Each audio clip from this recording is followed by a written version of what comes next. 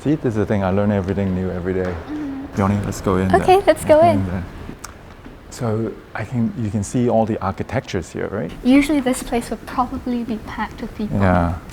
Even I don't get this exclusive tour. I feel so special. Thank you to M+. Yeah.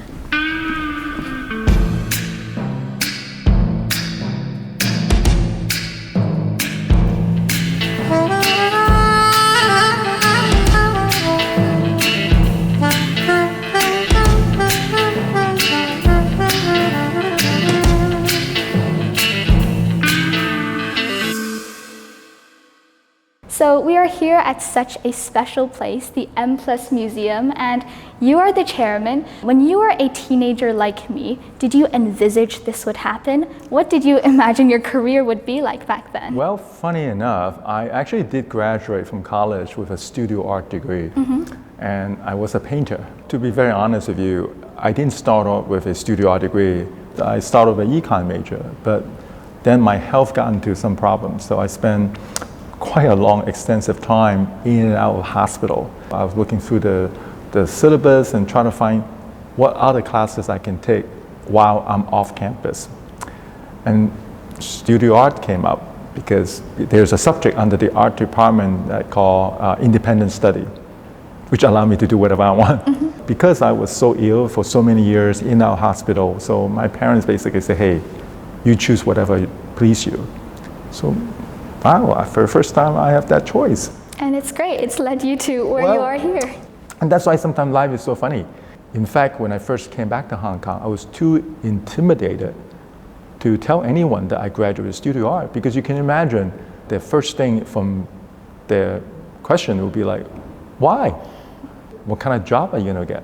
So no, even though with a studio art degree, I knew that I would never be involved as a career. So never say never. So 40, 50 years later, my goodness. So Herzog de Meuron, the Swiss architect, they designed the National Stadium in Beijing. And they are also the same architect that designed the M+. Oh wow. Yes. This is actually the original model. I was in there. You were? Yeah, during the Olympic. Oh, I was 2. Yeah? I was 2. Yeah? 2 years old. Oh, you were 2 years old. Oh, Not yeah, 2. Yeah. The public has given you many different titles, one of which is the King of Public Service. So how do you see yourself? My wife would say that, yeah, you are jack of all trades, master of none. Which is true. Yes, I have been very fortunate, being invited by the government to take up different jobs and so on. But most of the job I have, I have to learn from scratch. Back in 1998, in the first Legislative Council, I was elected as the youngest member then.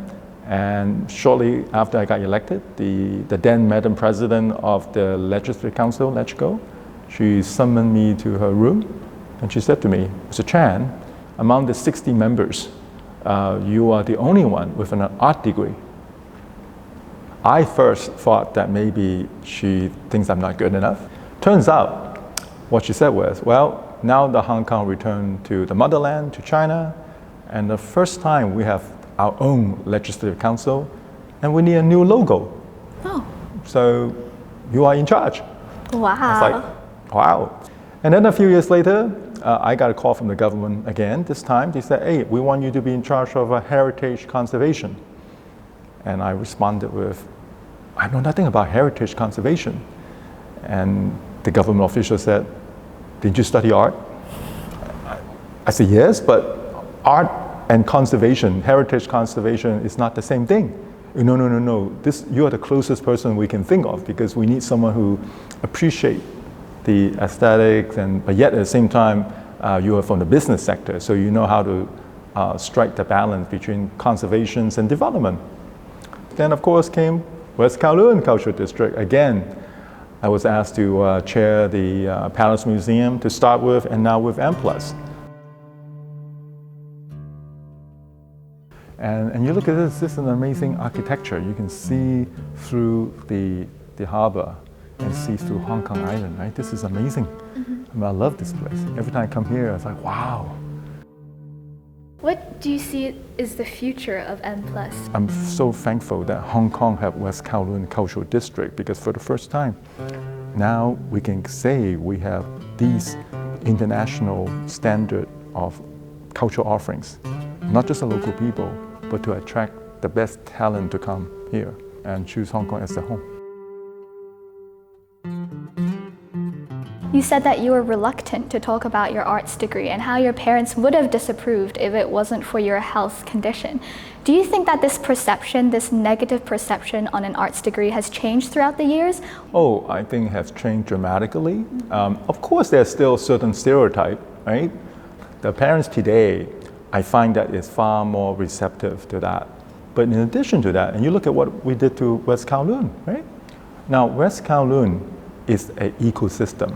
Now we have, it's the entire cultural setting that we already have put in Hong Kong, right?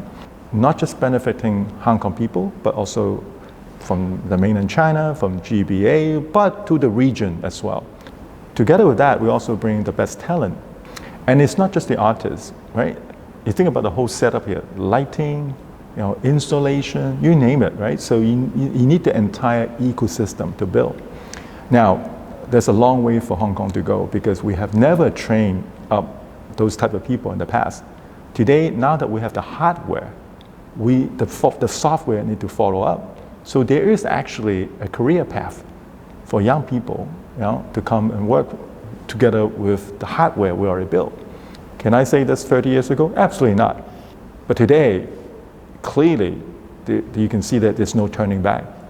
Today, young people also aspire to different choices in career. Yes, you can still continue to be in those professions, business, doctors, and so on and so on. But at the same time, you may not be a performing artist, but you can be, involved in, as I said, lighting, curatorship, right? Or even you can be a legal person, but involved in art trading.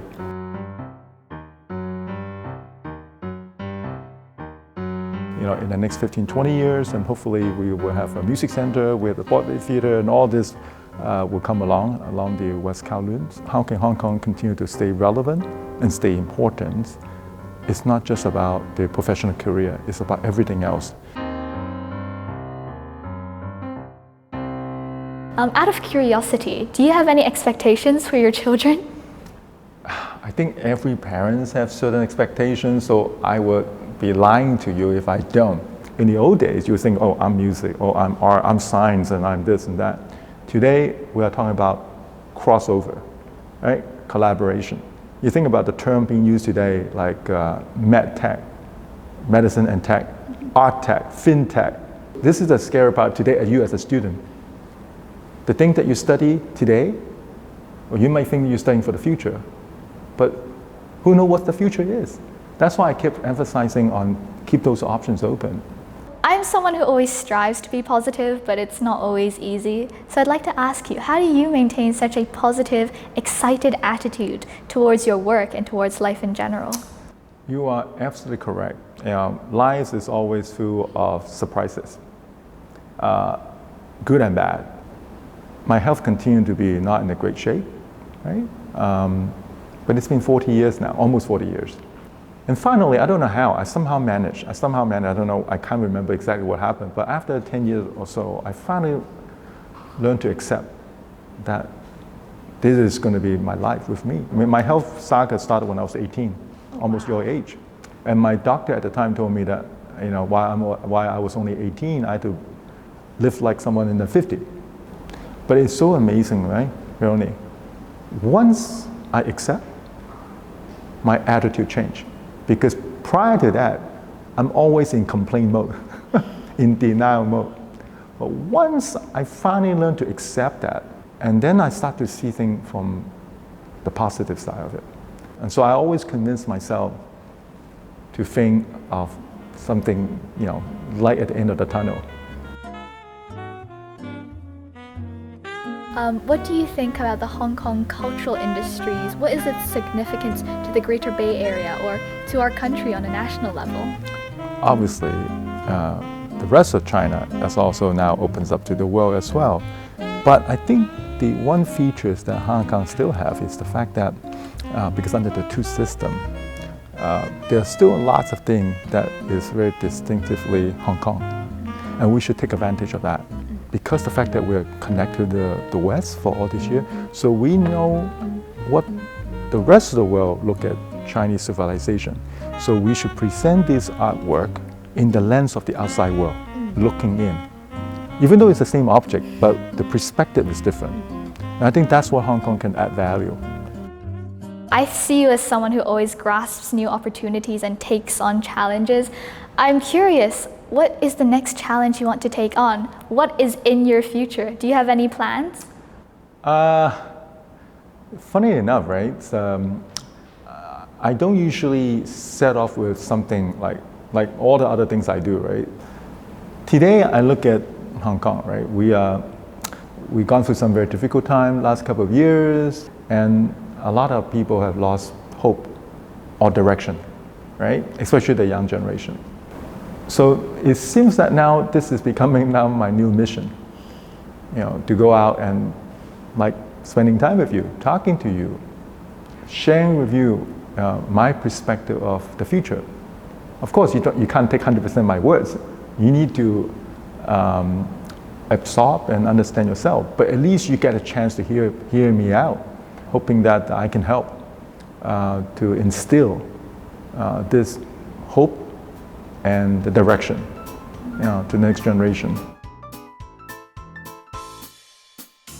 I expected him to be a kind, nice man, and he definitely was. I had such a positive and fun experience being able to chat with him and learn more about his life story and explore this beautiful place. So yeah, I really enjoyed this interview. It was so fun.